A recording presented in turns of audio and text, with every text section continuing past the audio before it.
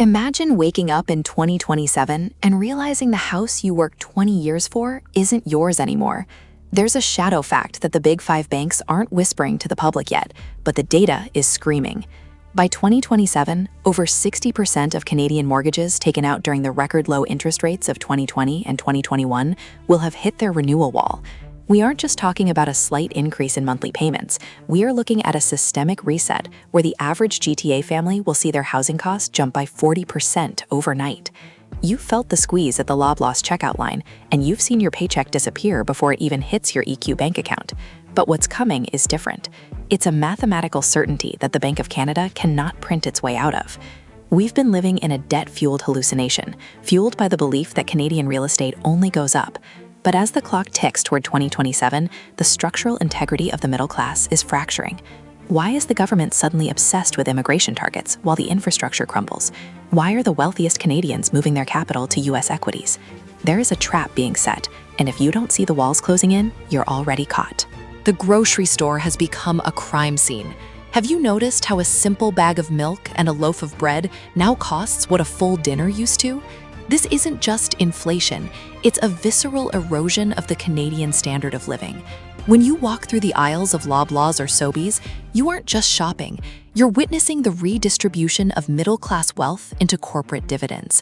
We are being told that supply chains are the culprit, but the shadow fact is that Canada's economy has become an oligopoly playground. Whether it's your phone bill with Rogers or your grocery bill with Galen Weston's Empire, the Canadian consumer is being squeezed from every possible angle. This constant financial friction creates a state of low-level panic that never leaves you. You work 40, 50, 60 hours a week, and yet the numbers in your Scotiabank app never seem to grow. The pain of never getting ahead isn't a personal failure. It's a feature of an economy that has prioritized asset inflation over wage growth. But here is the loop you need to consider. What happens when the grocery bill stays high, but the mortgage payment doubles? That is the 2027 convergence no one is prepared for. In the GTA and the Greater Vancouver area, the dream of homeownership has turned into a gilded cage. For decades, Canadians were told that their home was their retirement plan, their RRSP, and their legacy. But in 2024, the math has broken. We are seeing houses in Brampton and Surrey being shared by 15 people just to cover the mortgage. This isn't the Canada our parents built. This is a housing crisis that has reached the level of a national security threat. The curiosity gap here is why the government continues to fuel the fire. By bringing in record numbers of people without building the equivalent in housing starts, they are ensuring that prices stay artificially high, protecting the balance sheets of the big banks at the expense of your children's future. The emotional pain of seeing a generation of young Canadians, doctors, engineers, teachers, realizing they will never own a backyard in the country they call home is profound. They are looking at the border, looking at the US, and wondering why they are staying. But the real danger isn't just for the buyers.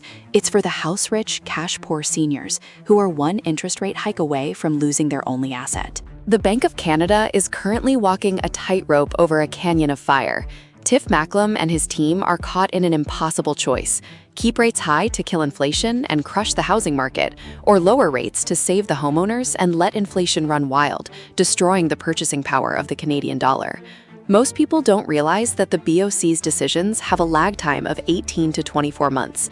This means the pain we are feeling today is actually from the decisions made 2 years ago. The 2027 break is the moment when all these lagged effects finally collide with the massive debt renewals. It's a perfect storm. If the loonie continues to lose value against the US dollar, everything we import, from your iPhone to your winter boots, gets more expensive. We are becoming a nation of debt servants, working to pay interest on money that was spent years ago on depreciating lifestyles. The shadow fact here is that the Bank of Canada might not be in control at all. They might just be reacting to a global tide that is pulling Canada out to sea. How much longer can the safe Canadian banking system hold before the cracks become chasms? The middle class used to be defined by a sense of security. You had a job, a pension, a house, and a 2-week vacation to the Okanagan or the Maritimes. Today, that security has been replaced by hustle culture, not because we want to, but because we have to. The disappearing middle class is the most tragic story in modern Canadian history. We see families making $150,000 a year, A salary that would have made you wealthy 20 years ago, now living paycheck to paycheck. They are one car repair or one dental emergency away from disaster. This is the visceral feeling of the squeeze. You do everything right. You go to university, you get the corporate job, you contribute to your TFSA, and yet you feel like you're running on a treadmill that's slowly speeding up. The curiosity gap is this: where is the money going? If we are working harder than ever and our GDP is supposedly growing, why does the average Canadian feel poorer? The answer lies in the massive debt-to-income ratio that has made Canada one of the most leveraged nations in the G7. We are a country built on a foundation of IOUs, and 2027 is when the debt collector comes knocking. Let's talk about this silent partner in your bank account, the CRA. As the Canadian government struggles with a massive deficit, the pressure to extract more from the taxpayer is reaching a breaking point. From the carbon tax to the recent capital gains tax changes, the net is tightening. Many Canadians believe they are taxed to death, and when you look at the total tax burden, income tax, GST, PST, property tax, and hidden levies, it's not hard to see why. The shadow fact that no one discusses is that the tax brackets aren't keeping pace with real inflation. This is bracket creep. As you get a small raise to try and survive the cost of living, you are pushed into a higher tax bracket, meaning the government takes a larger slice of your shrinking pie. This is the ultimate catch-22. You need more money to survive, but the more you earn, the more the state takes. This creates a disincentive for productivity. Why work the extra shift if half of it goes to Ottawa? This is leading to a silent brain drain, where our best and brightest are looking for the exit, leaving the remaining middle class to carry an even heavier burden. The HELOC, the home equity line of credit, has been the secret drug of the Canadian economy for 2 decades. It allowed families to treat their homes like an ATM, funding renovations, new SUVs, and vacations. But as interest rates rose, that cheap money turned into a toxic debt trap. There are thousands of Canadians currently paying interest only on their HELOCs, unable to even touch the principal. This is the emotional pain of the debt spiral. You feel like you own $1 million home, but in reality, you are just a tenant for the bank. The curiosity gap here is what happens when the bank decides to call in those loans. If house prices stagnate or drop by even 10%, many Canadians will find themselves in a position of negative equity.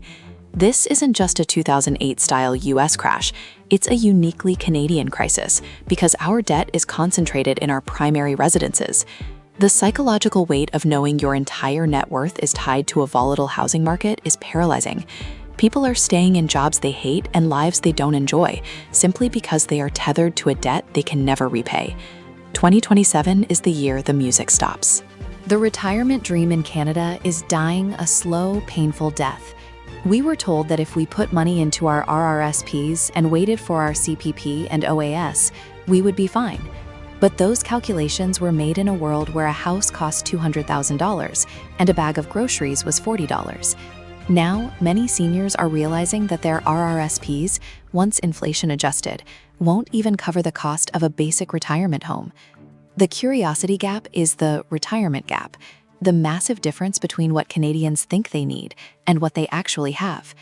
This is why we see more and more 70-year-olds working at grocery stores or driving for Uber. It's not staying active, it's survival. The emotional pain of working your entire life only to realize you can't afford to stop is the ultimate betrayal of the social contract. Meanwhile, the government is debating the sustainability of the CPP. If the 2027 economic break happens, the pressure on these social safety nets will be unprecedented. Are you counting on a system that is fundamentally broken, or are you building your own life raft? The choice you make today determines if you spend your golden years in comfort or in a constant state of financial anxiety. Canada's infrastructure is screaming for help. From the gridlock on the 401 to the 10-hour wait times in Ontario emergency rooms, the system is at its limit. We are adding millions of people to the population without a corresponding increase in doctors, hospital beds, or transit capacity. This creates a visceral, daily frustration for every Canadian. You pay high taxes for world-class services, but you receive a third-world experience. The shadow fact is that the growth Canada is experiencing is purely demographic, not productive. We are getting bigger, but we aren't getting better. This puts an immense strain on the middle class, who are now forced to pay for private solutions, private clinics, private schools, private security, just to maintain a basic quality of life. This double taxation is the hidden cost of living in Canada. If the economy breaks in 2027, the first thing to crumble will be the public services we all rely on.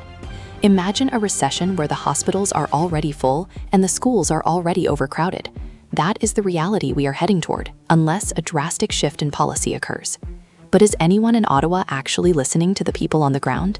There is a productivity gap between Canada and the United States that is becoming a chasm. While the US invests in technology, AI, and manufacturing, Canada has invested almost exclusively in each other's houses. We have become a real estate hedge fund with a country attached. The curiosity gap is why our business investment is at a 20-year low. Why would a Canadian entrepreneur start a business when they can just buy a condo in downtown Toronto and watch it appreciate?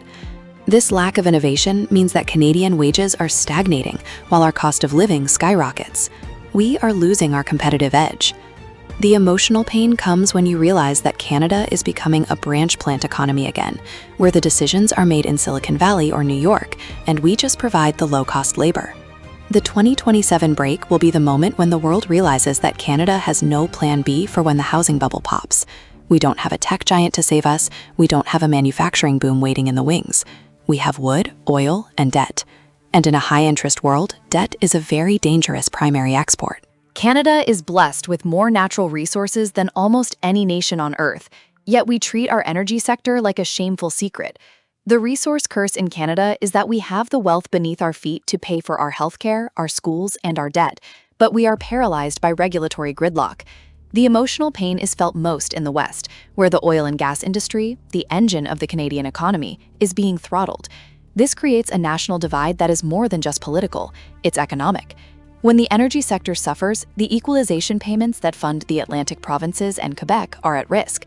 The shadow fact is that without a thriving resource sector, the Canadian dollar would be worth significantly less, making your imported groceries even more expensive. We are sabotaging our own life support system. As we approach 2027, the global demand for energy will only increase.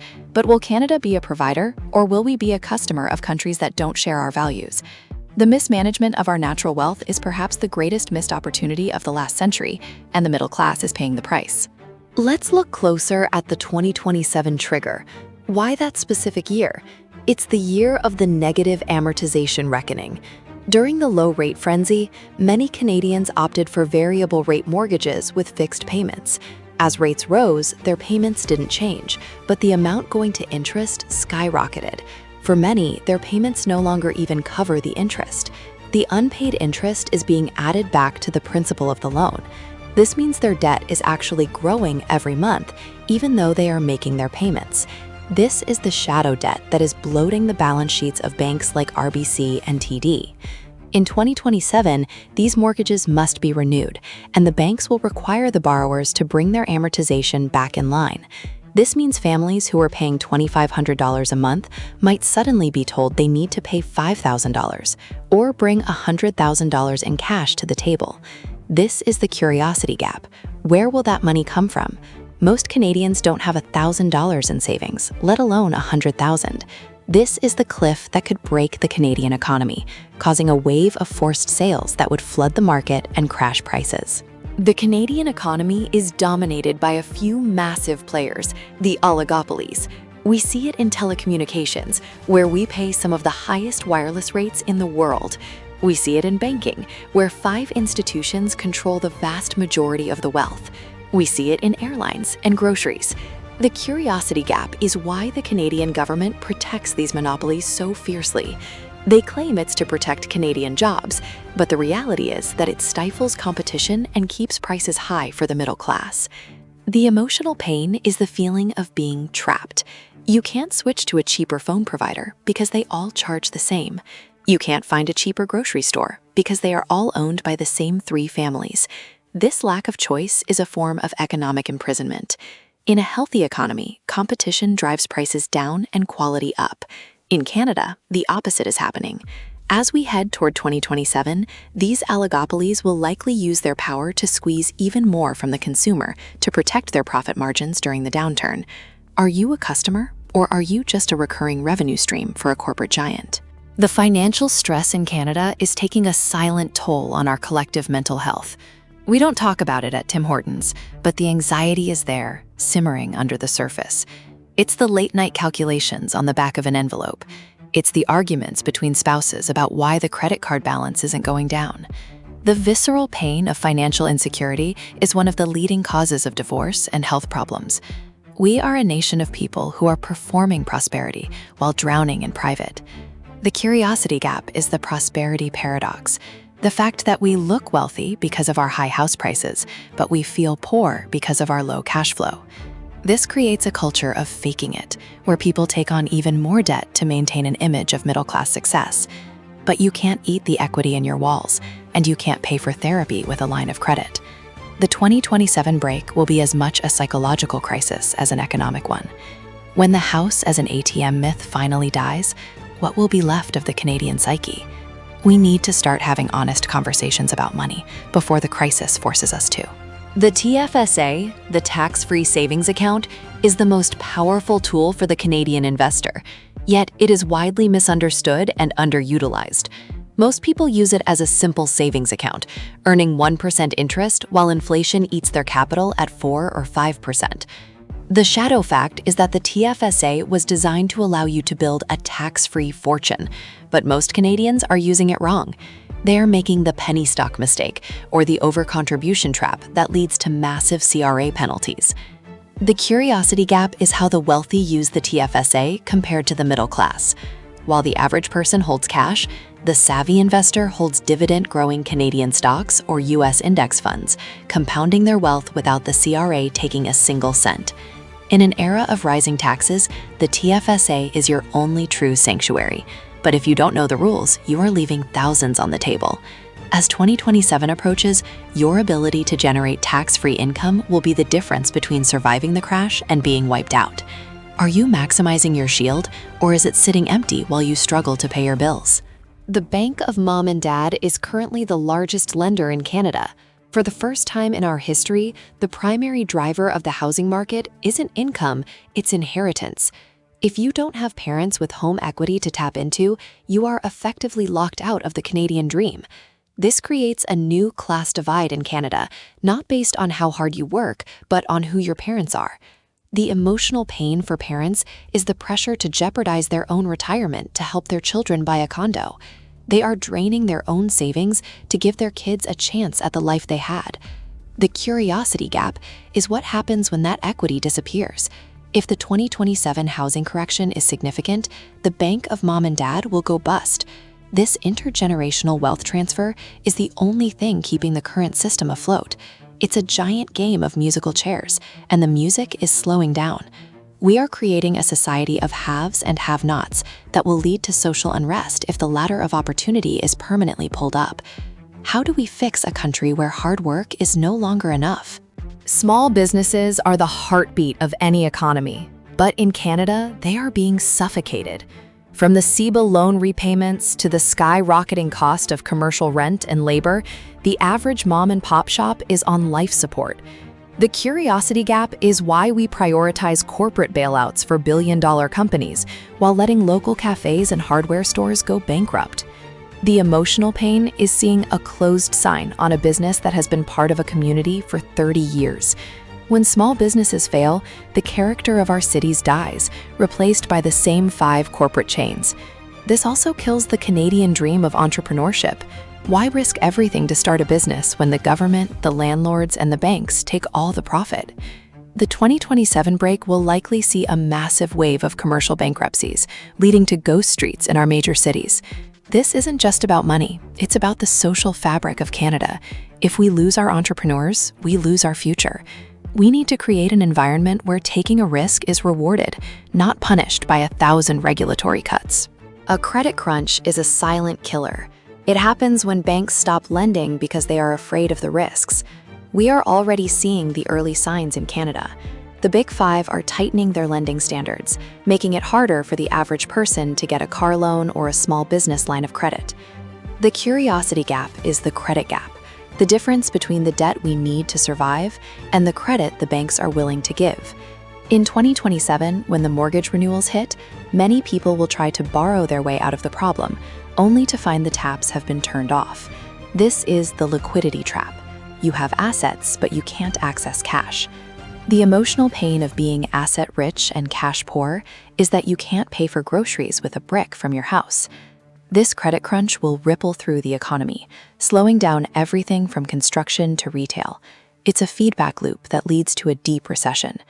If you are relying on the bank being there for you when things get tough, you might want to have a plan B ready. Cash will be king in 2027, but how many of us actually have any?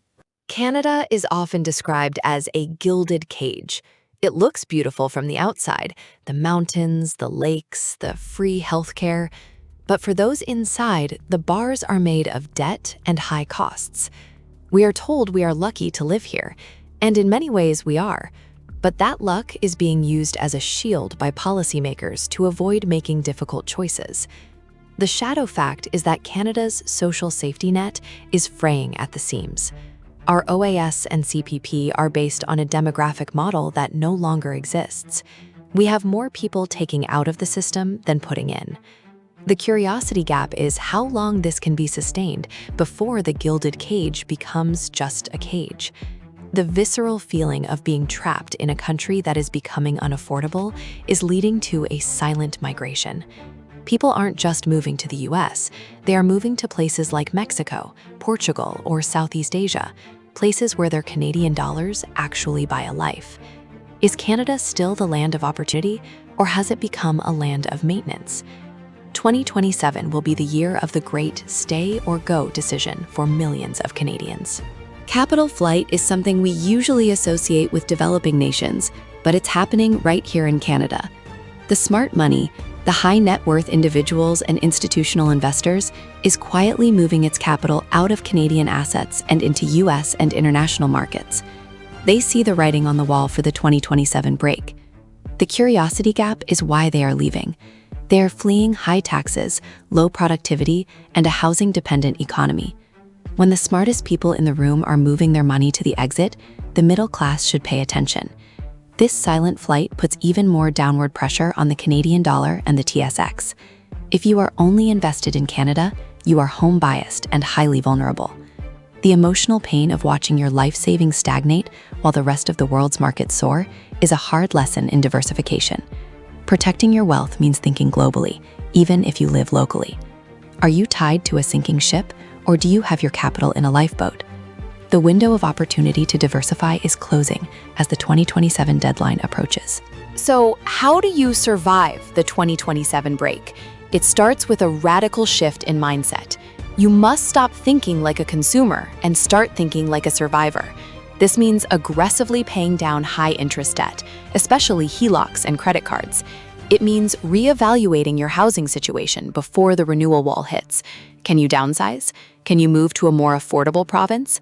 The curiosity gap is the survival strategy that the top 1% are using, shifting into hard assets like gold, Bitcoin, and productive US equities. The emotional pain of making these sacrifices now is nothing compared to the pain of a forced sale in 2027. We must also look at internal devaluation, lowering our own cost of living through frugality and self-reliance. This isn't about living less, it's about living smarter. The Canadian middle class has a choice: wait for the government to save them or take control of their own financial destiny. The 2027 break will happen, but it doesn't have to break you. The question is, are you willing to do what is necessary today to be safe tomorrow? The year 2027 is not just a date on a calendar. It is a crossroads for the Canadian identity. We are at the end of a long cycle of debt-fueled growth, and the reckoning is inevitable. But in every crisis, there is an opportunity for those who are awake. The shadow fact is that the middle class has always been the engine of this country, and it can be again, but only if we demand a return to productivity, fiscal sanity, and real opportunity. The curiosity gap I want to leave you with is this: what will Canada look like in 2030? Will we be a nation that learned from the 2027 break and rebuilt a more resilient, productive economy? Or will we be a cautionary tale of a wealthy nation that spent its future to pay for its present? The emotional pain of the current struggle is real, but it is also a call to action. Don't be a victim of the 2027 break. Educate yourself, diversify your assets, and prepare your family. The clock is ticking, and the decisions you make tonight in the quiet of your own home